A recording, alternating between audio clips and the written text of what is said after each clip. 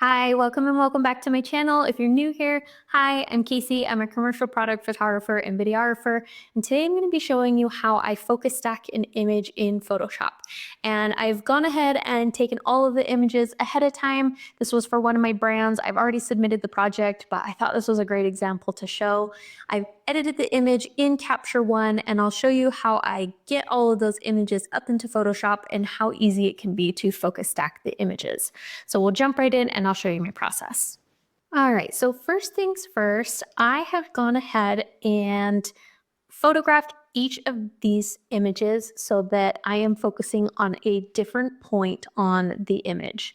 So if I zoom in on these images, you can see that this bag is in focus in this image. In the next image, I am focusing a little bit more on the next section of the image. So a little bit further back.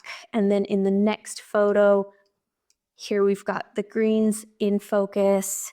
You can kind of see that the chocolate is out of focus in this image, but if I go down to the next image, the chocolate bar is now in focus, and we're getting a little bit more of the bottom of this product in focus.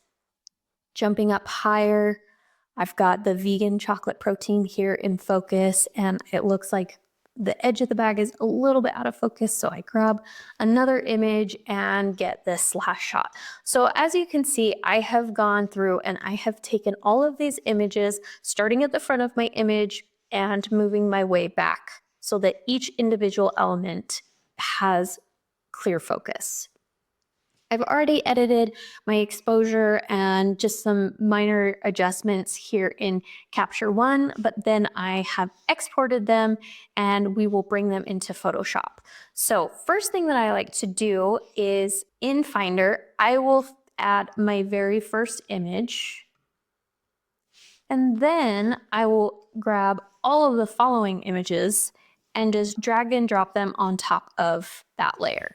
And it's going to drop them in individually, but it's going to place them for me. I'm just pressing enter or return. And now they're all here. If I click through each individual layer, they're all right there. So first thing I'm going to do is I'm just going to duplicate this background layer because this is the very first one that we started with, and I just want a layer that's not locked. And then I'm also going to rasterize all of these images right now because they are smart objects. So I will select all of these, right click, and rasterize the layers. So now that I have all of my layers rasterized and they're in order of how I photographed them, so I've got 40, 41, 42, and so on, I will select all of these images. I'm not going to worry about the background layer. As long as I have my background copy, then I should be good. So I'm going to select all of these images and I'm going to go up to the Edit tab, which I am realizing is not viewable, but it's the Edit tab at the very top of your screen. And then I am going to go down to Auto Align Layers. Now I'm just going to select Auto and Photoshop is going to do all the work for me. Basically, it's just going to make sure that all of the lines are straight in these images. After that, now that I have them all aligned, I am going to go back up to the top and select Edit again and go down to Auto Blend Layers. Now I'm making sure that the stack images is selected instead of the panorama. Okay, I have these two selected as well. Click OK, and then what Photoshop is going to do is it is going to blend the layers together using masks. And I will show you as soon as this is finished what that is going to look like. It is also going to create a merged layer right on top of it. So it's going through, it's using the AI, I'm going to click OK, and it has created masks. If I press Option click, I can see that this section of the mask is used for this image, and it's just gone and grabbed bits of pieces that it thinks is in focus and created this final image. So this is my merged layer. It says merged right there, and I'm going to zoom in and just take a look. So I can tell right off the bat that it did a pretty good job. Now you can see right here that there is some weird banding that happened, and I can go in and try to figure out, if I turn off that merged layer, I can go in and see that, oh, it it kind of messed up the text right there. Usually there is some minor tweaks, so it's good to really zoom in and figure out what needs to be fixed.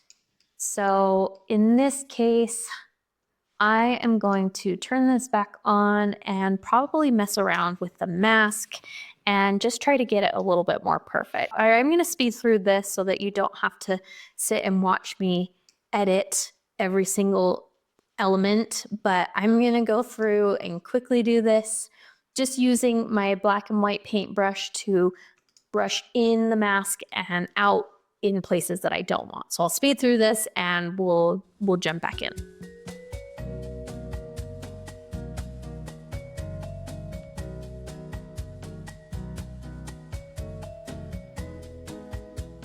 All right, so I have gone through and I have just adjusted the masks a little bit.